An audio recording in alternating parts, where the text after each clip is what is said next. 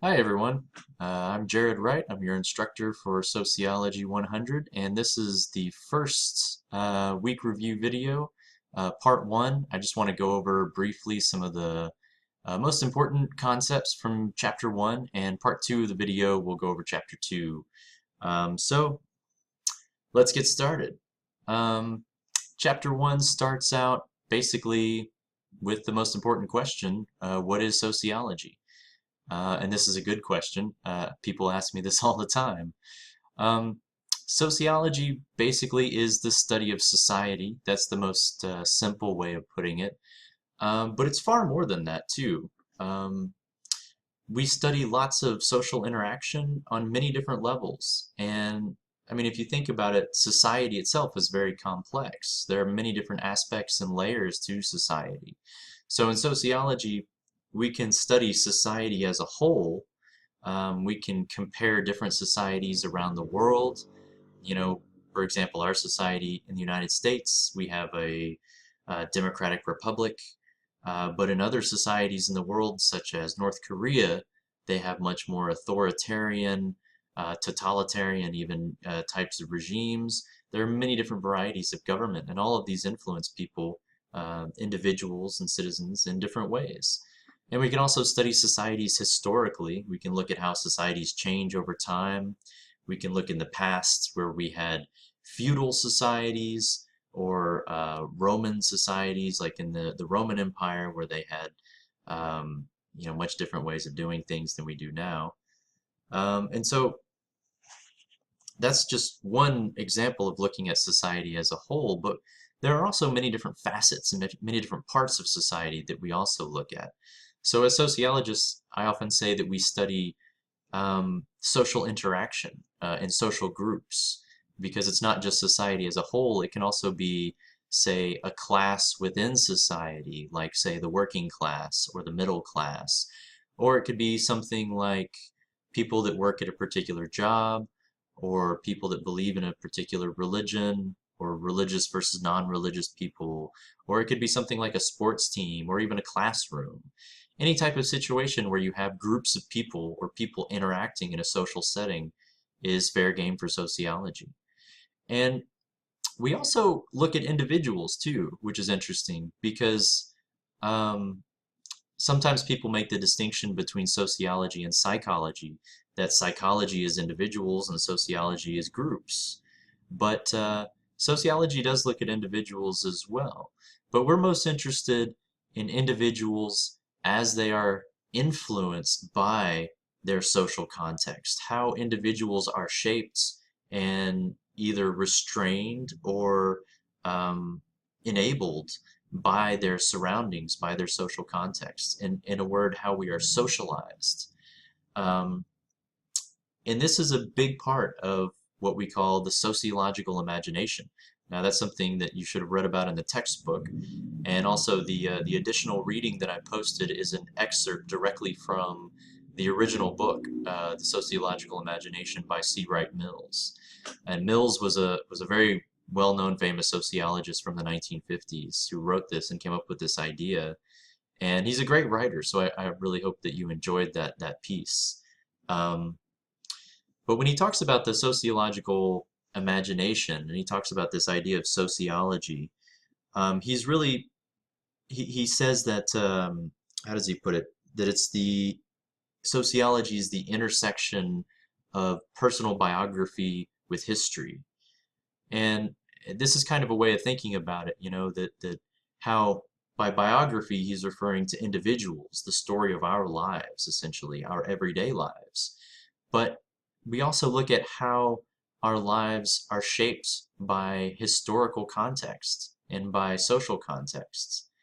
We tend to think that a lot of the decisions that we make in life and the place that we are in life, our own social class, the things that we're able to achieve, a lot of them are the result of free will, are the result of our own hard work and achievements.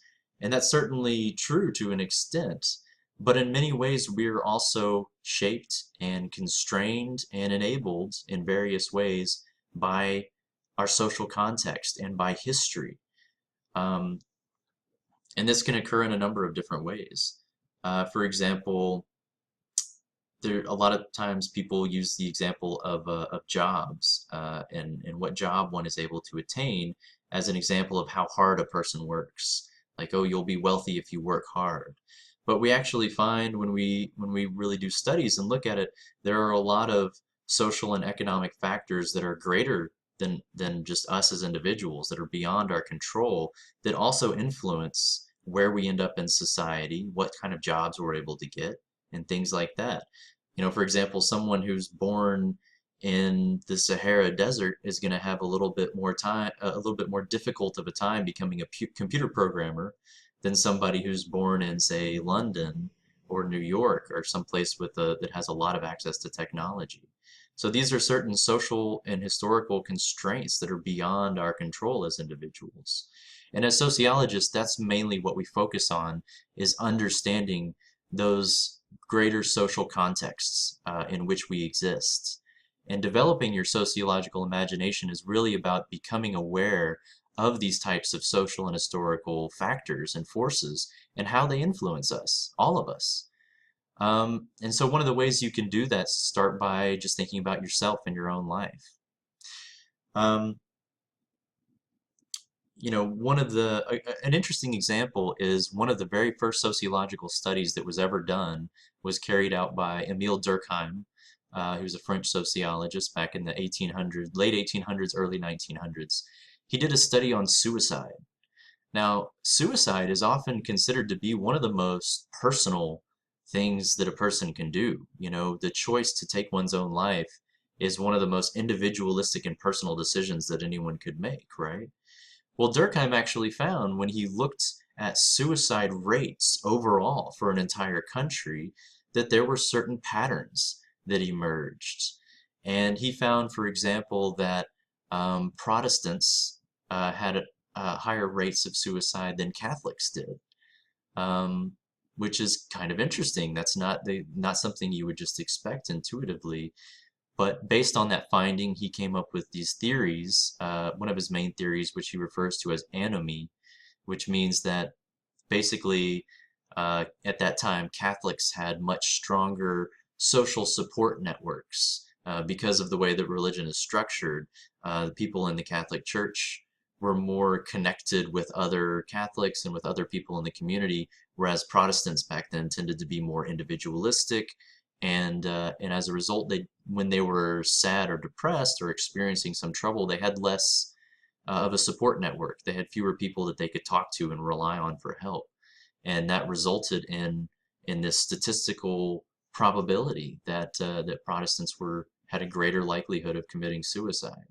So we can find, even in the most personal decisions and things like this, that there are still these larger social influences and these patterns that emerge. And that's really what we do as sociologists. We look for patterns in behavior, not just in individuals, but typically in groups. We look at large statistical probabilities of large groups of people, or even small groups of people, and we look for overarching patterns and mathematical probabilities and things like that. So you may find something, for example, like women are more likely to go into a certain type of profession than men are. And this can have something to do with a certain social condition. Or if it's something unexpected, you may have to come up with a new theory to try to explain it. So it's a very interesting and complicated science, because people are not easy to predict. It's not like biology or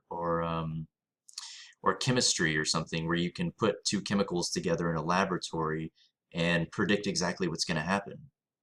Because in a laboratory setting, it's all about reproducing the results of your experiment so that you get the same result every time. When you mix this amount of these two chemicals, you're going to have the exact same result every time. It doesn't happen that way in sociology, because people are inherently unpredictable.